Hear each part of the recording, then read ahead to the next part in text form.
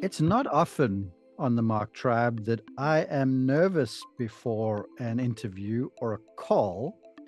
But Heather Russell, welcome to our show. I'm a little nervous, to be honest with you, because you're an expert in your field. It's a field I don't know a lot about. I know about bogeys and birdies and golf swings and chips and putts and stuff. Yet you're going to bring us to a different level of cognitive behavioral therapy. So, welcome to the show. Thank you. It's nice to meet you, Mark. Cognitive behavioral therapy is something that it's intended to help people identify their thoughts and really learn to change their thought tracks and their behaviors that are going to assist with mental health issues. But we forget that this pertains to everyone. Yeah. This isn't something that's limited to high executives or, students in college. Athletes are totally in on this, because what we think we can make, we can make happen. And like Henry Ford said, is that if you think you can, and if you think you can't, you can't. You're right either way, because it all starts right in here, you know, and that's a big deal. Yeah, it really does. And we're so much a victim of victim. That's the wrong word to use, but we are influenced by our environment, by our nature, our nurture, all these kind of things. And and you help people from all spheres. So tell us a little bit about you before we dive into the subject matter. Definitely.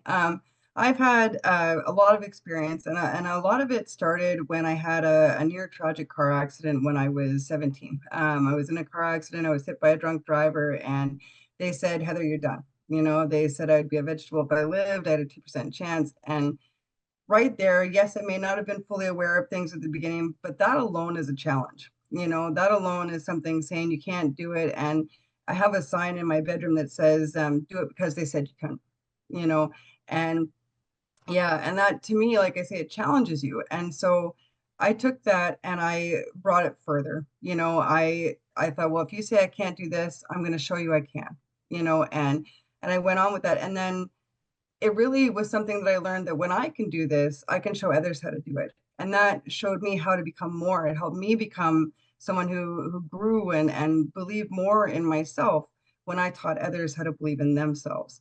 It really strengthened my belief in that. And so I took that into to learning, and I brought that into different schooling where I learned some different healthcare things like developmental services work and mental health and addictions.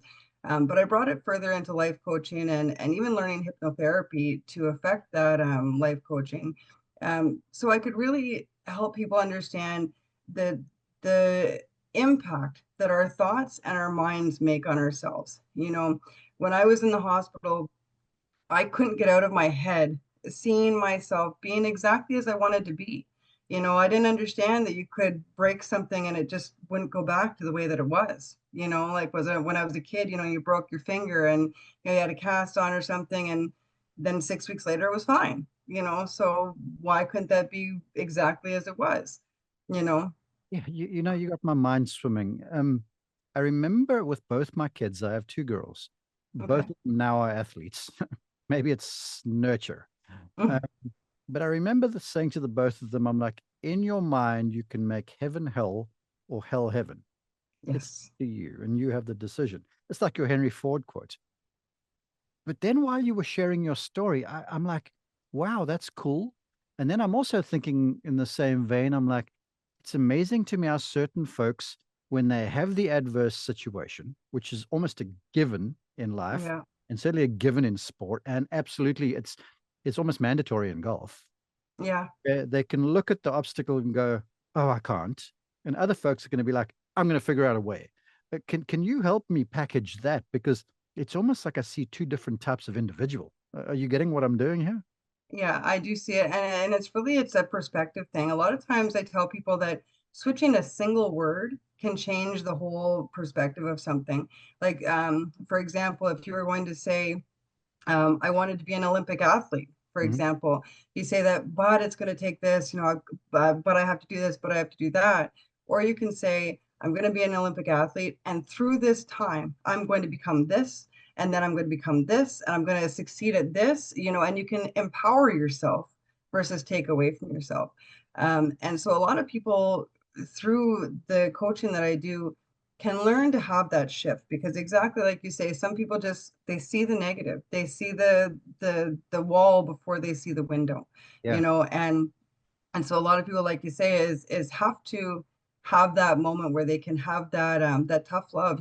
Sometimes it's about asking the questions that people are afraid to ask, because that's what brings people back to understand who they are and why they are doing certain things, Mhm. and why this is why whatever is affecting them, making them respond in certain ways. They can understand triggers, and they can develop further from there. They can become more. And when we open our eyes to see a new perspective, everything broadens. The life changes completely because now we see something else. Yeah. You know, so it's really important to take that time to reflect. You know, I want to ask you this question, and if it seems silly, please forgive me and answer it anyway. you Um, know what? Nothing's silly if it's unless it's not asked, right? okay, true. You work with people across the sphere of individuals. Yes, You work with people who suffer from addictions, and you help yes, them break that habits. yes, Is it wrong for me to say that negative thinking is a habit and it can almost become addictive? Because yes. now I'm talking here, I'm coming to you as a golf teacher, a golf broadcaster, a golf mentor, and Mhm. I see these individuals and I see folks, it's almost like they relish the drama, or they relish like things are going wrong with me. Misery loves company. Are you feeling where I'm going here? Can you think of how like a kid that's constantly rebelling, but they're still getting attention for that?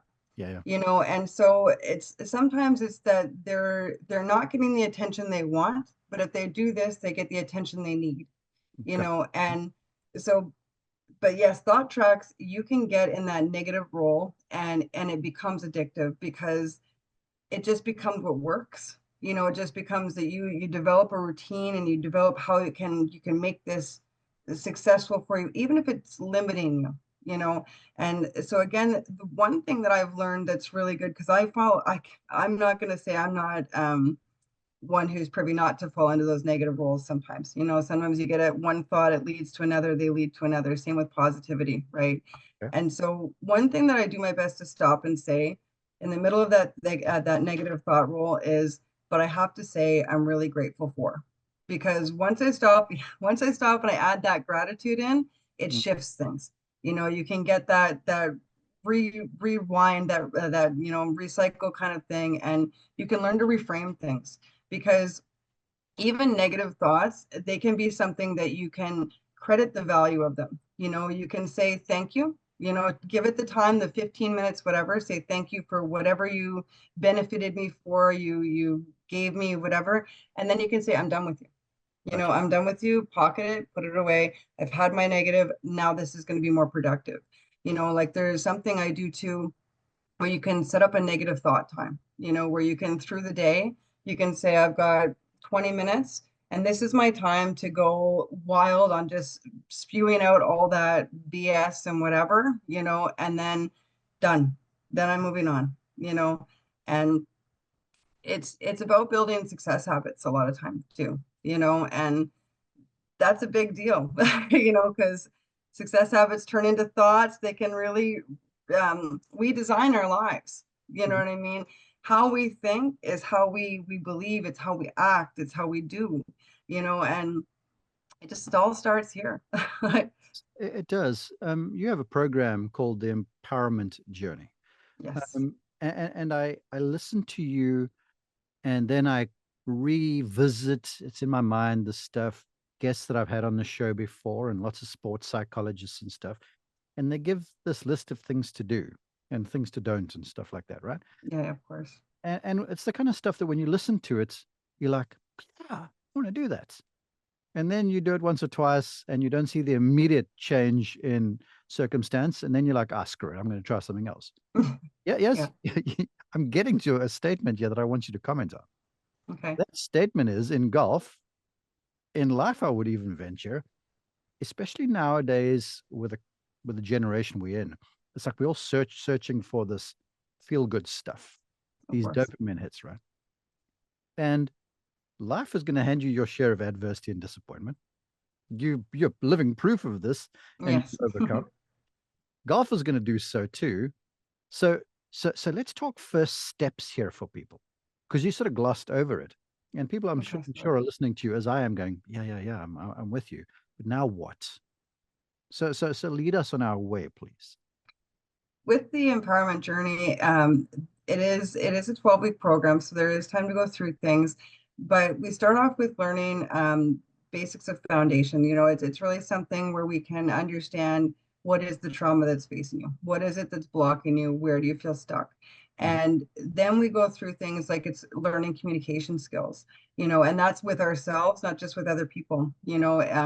There's a time that actually being selfish isn't a bad thing. People put that as a negative term word, but sometimes it's important to be selfish and giving ourselves our self-love, and giving ourselves the time to understand we are better than the labels somebody else might have given us, Yeah.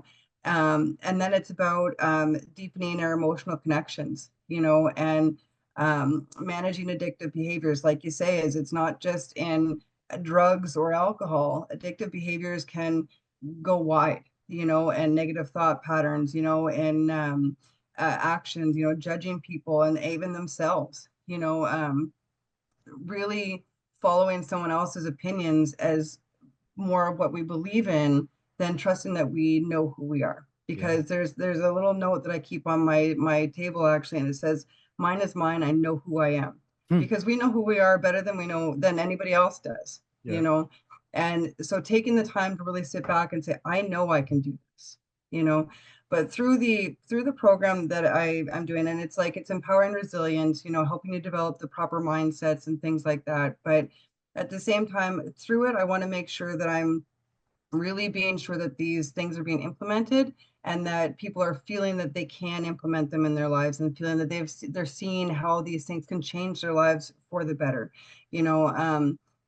Because like you say, in emotional, that our emotions widely affect us, but at the same time as we attach them to things. Yeah. We like somebody will say I'm stuck. Well, that's a feeling, that's not a fact, It's true. you know. Hey, you've got my mind spinning. I'm going to a personal anecdote, Okay. and then I'd love you to elaborate, because it's almost like as athletes, because in golf you fail way more than you succeed. Like the Okay. greatest golfer, arguably of all time, Tiger Woods, yeah, Mhm. he won not even 20% of the time. So it's a massive rate of failure versus success. And through it all, I've always maintained, and I'm sure you would agree, that it's not about what you do, it's about what you don't do when you aren't doing well to lift yourself back off the canvas. Yeah. So here recently, I got some good news, and I was like, that can't be true. And I remember sitting with myself, and you talked about considering your thoughts. And I'm like, are you for real, really, that my mind's going to the situation to say, that this really good news I got? That can't be real, because it's not jiving with my current viewpoint of the world. I'm Mhm. certain there are folks who listening to you under the sound of your voice or watching this are of the same thing, going, yeah, but that sounds right. But I have these intrusive thoughts. So when we have that, what do? Do we let this stuff slide, or do we identify, or we communicate with this? What is the plan?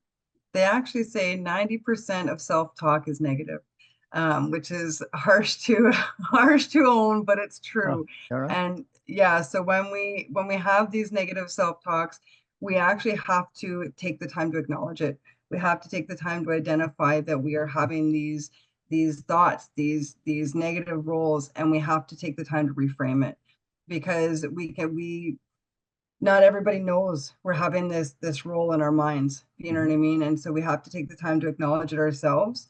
And if we aren't acknowledging it, then we have to take the time to communicate it with somebody else. You know what I mean? Like, look, this is not working for me, because there's a lot of life that is our own responsibility, like our own happiness, our own things like that.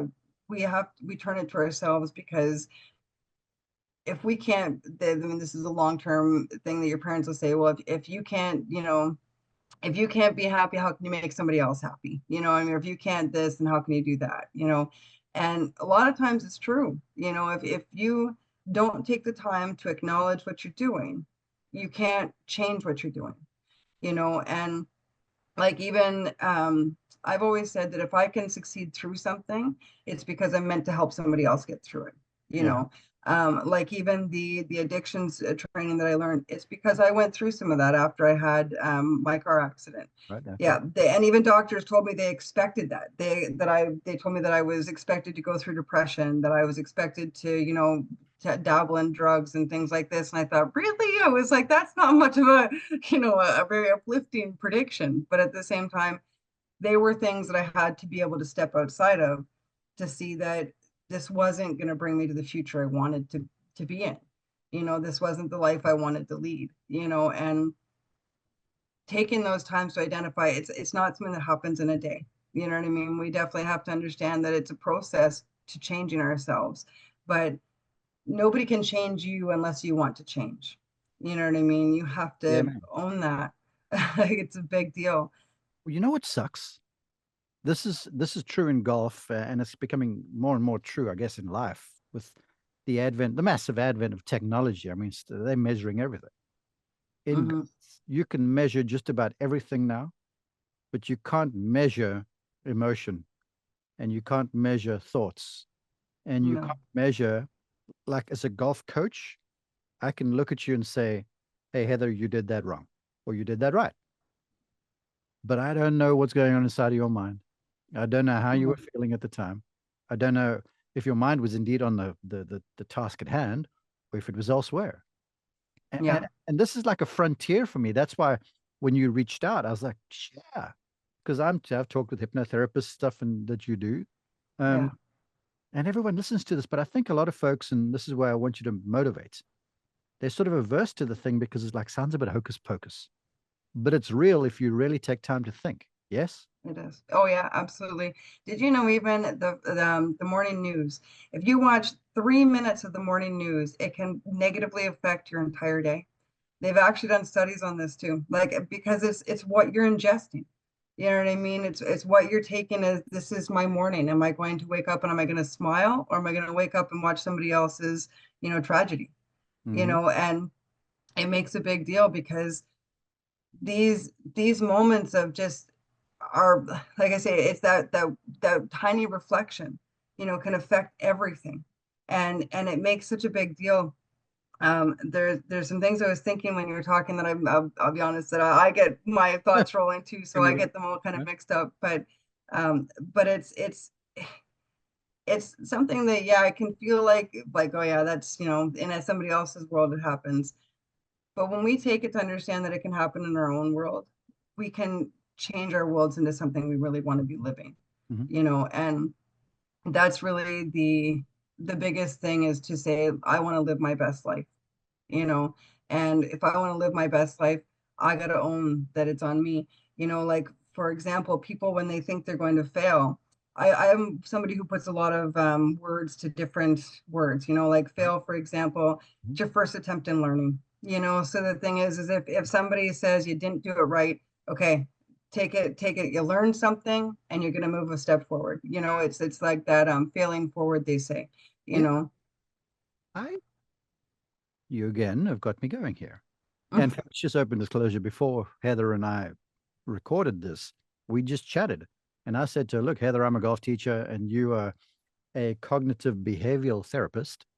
I'm like, so I don't know your field, but I want to learn about this. Yeah. Here's an example I'm going to pitch to you, ma'am, is that here's the golfer. We'll call him Mark. Okay. And Mark has got the lead in a tournament, and now it's nighttime, and you're sleeping on the lead going into tomorrow. And if tomorrow goes your way, you win the tournament. Okay. Everyone listening to this, everyone watching this, anyone who's been in the space, or anyone not even sleeping on the idea, because golf has got this crazy timeout between shots where you'll hit a shot, then you'll walk for 10 minutes, then you'll hit another shot. So there's 10 minutes where your mind can go haywire. Yes. Yes. That's sleep time. I've interviewed many a golfer, and they're like, Yeah. I'm like, how did you sleep? Is what I'll ask them. And some of them Big will be deal. like, okay. And then I know they're kind of lying because then afterwards they admit to say, man, I didn't sleep at all. Or I slept very badly. And because your mind is just living out there and what might happen and all the what ifs and all that sort of stuff. And this is in a positive light because you have a chance to do something great. And then on the flip side of the coin, something sinister may be happening the following day that you need to deal with. Mm-hmm. Same sort of mental reaction, is it?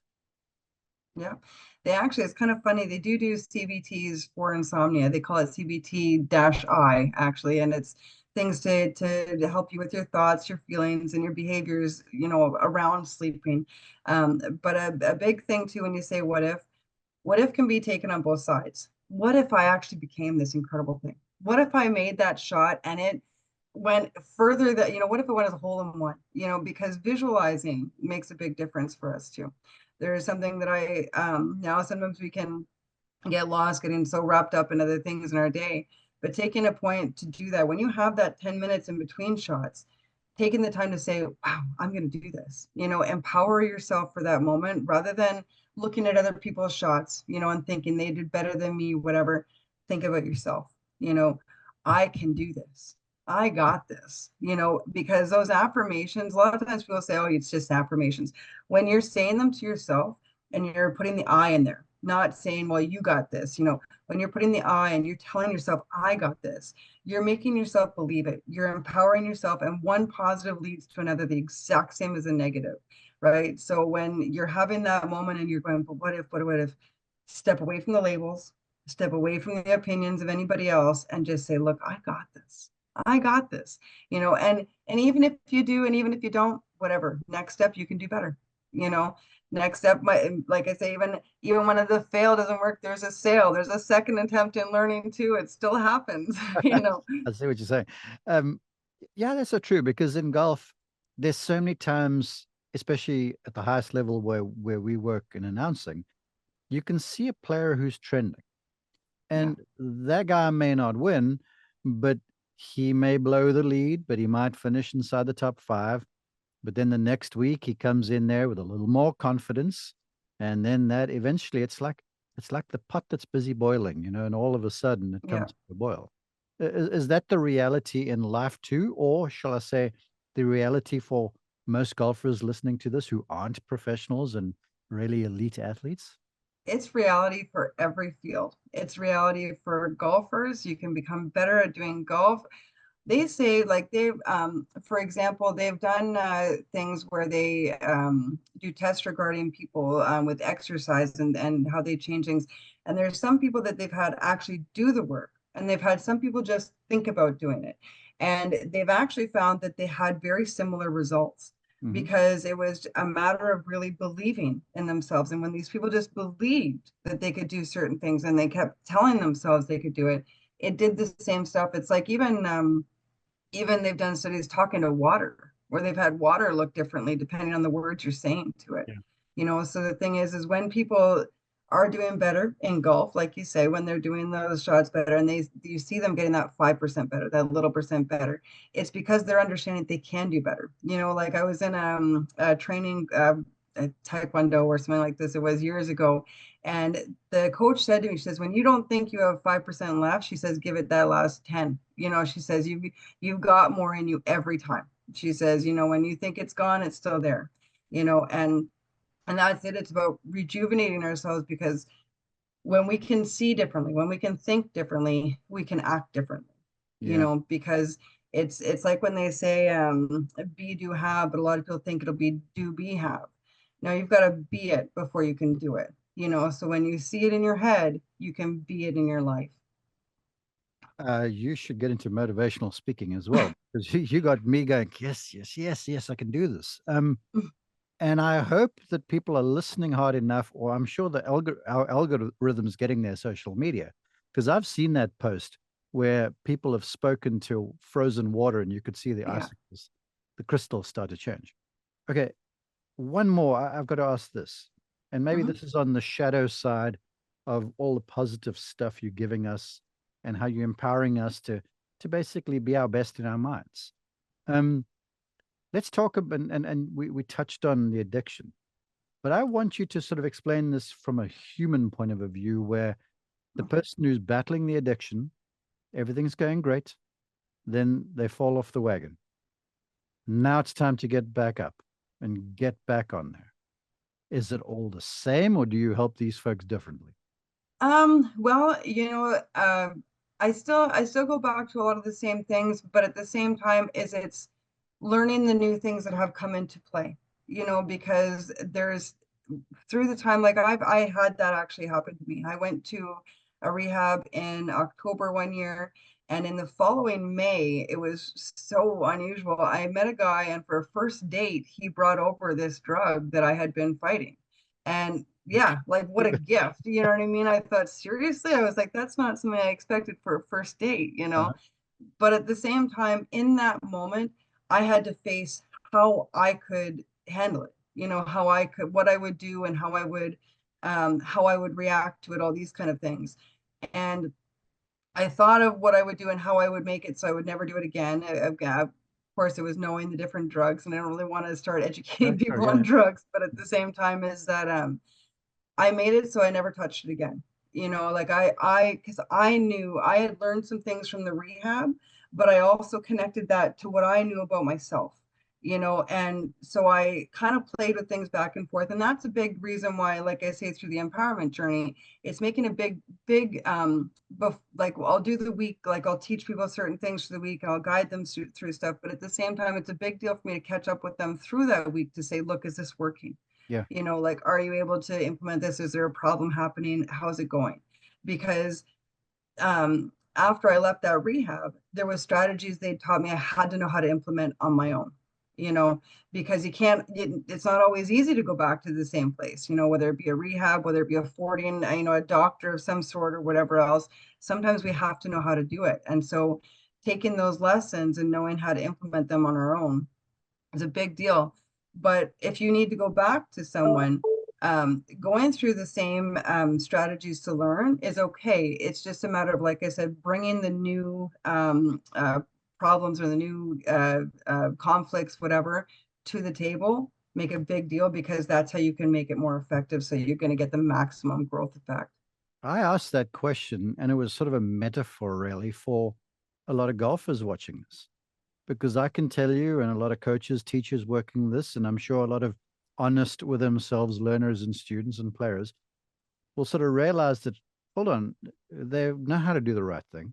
Mm-hmm. Then they've fallen away from that habit. They might have let's call it backsliding for lack of a term. Yeah. But it's so easy to get into that backsliding sort of an attitude. And then instead of catching yourself and turning, and not like you're repenting of the bad behavior, but then you turn around and you look to your true north again, as opposed to just, staying in the bad habit. And then all of a sudden they show up at their golf lesson 6, 7, 8 months later, and everything's just disastrous because they didn't nip the thing in the bud when Yeah. it should have been. Yeah, and that's very true. That's something that practice makes perfect, like they say, but perfect is different for everyone. There is no such thing as a perfect, really, because we create what we think is perfect. Yeah. But yes, people can. What do they say? It's like exercise routines. They say that it's easier to fall out of them than it is to fall into them, right? And you know, and I'm sure we can all understand that. But that's exactly it. Is when you're for the golfers, when they're doing that certain swing, and if they're sure they've got it, great. But if they don't keep learning the skills, if they don't keep, taking the time to practice what they know works, they're gonna step back from that, and so it's a matter of Laziness is a continuing to thing. implement. Wait, laziness is a thing too. Yeah, Wait, because I'm listening to you going, yeah, it's laziness. And then I'm like, you should just practice. Then I'm like, oh, but that freaking the entire attitude starts again in the mind to say, yeah, yeah, don't be lazy. Keep doing, keep honing the skill. You never yeah. really have it, I guess. Because Well, it's such it's if temptation. well, this is it, right? I mean, it's like chocolate. But that's exactly it. Is that it's easy to fall away from something because there's distractions, there's this, there's that, there's something that might look better, but at the same time, is that to get back into that, when we can see, when we can actually see it, not just the benefit, but we can see something tangible, You know what I mean? Like when those golfers can see that when they keep doing this, they're going to keep getting what they want. And so yeah, if they fall off of it, but someone comes to them and really reminds them, sometimes we have some people will say something to us and it goes in one ear and out the other, but sometimes there's somebody who just comes to us and they say something and it impacts us every time, and so we can have those people come to us and say, why would you leave this? You were a pro, you know what I mean? And remind us how good we were at what we did and how good we still are if we keep doing what we do. So it's really, when we fall off those tracks, sometimes it's important to go back to knowing what we know so we can implement it. But like I say, sometimes it's really important to reach out to the people we have in our circle, Yeah. and know too that it's important that the people we keep close, they say too, is it, and it's just like another lesson your parents teach you. If you keep three people around you, like, that are great golfers, you'll become the fourth. If you keep three people around you who are picking at this and upset about this and judging about that and upset la da da da da, you're going to become the fourth. Yeah. Because like goes with like. So you want to make sure you are keeping the people close to you who are empowering you and going in the same direction you are, that have similar energies, that you align with, that you feel comfortable with. And you'd mentioned feel good a bit ago in our conversation. And I always tell people, if it feels good, it likely is good. Like you want to do what feels good. If it feels like something you have to force yourself into or that you're just not sure about, make sure you take the time to understand if it's something you really want to jump for, because you really want to, if it feels good, it very likely is good, I wrote down here as you were talking, because you made a few statements about surrounding yourself with the proper people. So as a golfer, that could be the coach. It could be, I'm a big proponent or advocate of golfers playing with golfers who are better than them, right? Because you'll strangely raise the level of your performance. Yeah. I wrote, I'm like, it's not the perfect swing, but it's the perfect mindset. Yeah. And I would contend, and this I want you to be your parting shot, that perfecting the mindset is probably more difficult than perfecting the physical or the motor pattern, the movement pattern, though, running the I gym, agree. the I turn. agree.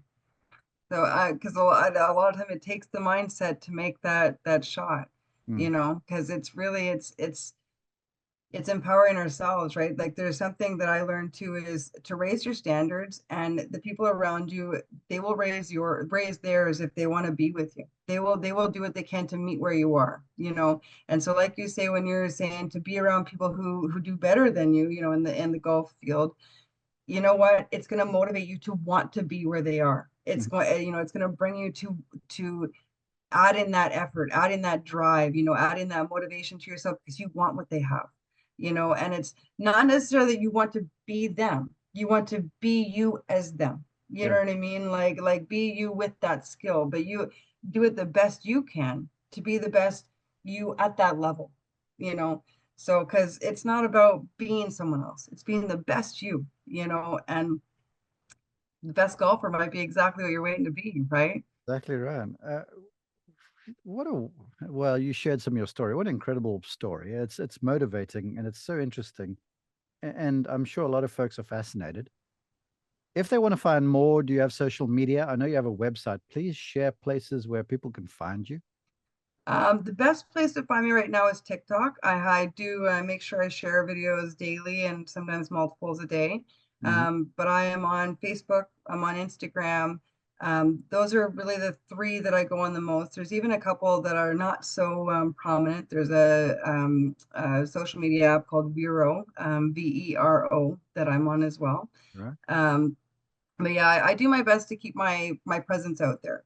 Now, the website, you should be able to find the links on there to everything. I've Now, got coachheatherrussell.com. Is that the correct? yes, All right. yeah. Thankfully, it's pretty straightforward. But yeah, there's, like I say, all the links should be on there because I do have a YouTube channel as well. My LinkedIn isn't quite as up to date as it should be, but Instagram, yeah, Instagram, you're fearless underscore live free. yeah, because it, the way I wanted it was fearless you'll live free. Ah, Right. But yeah. they wouldn't let me put the capitals on less.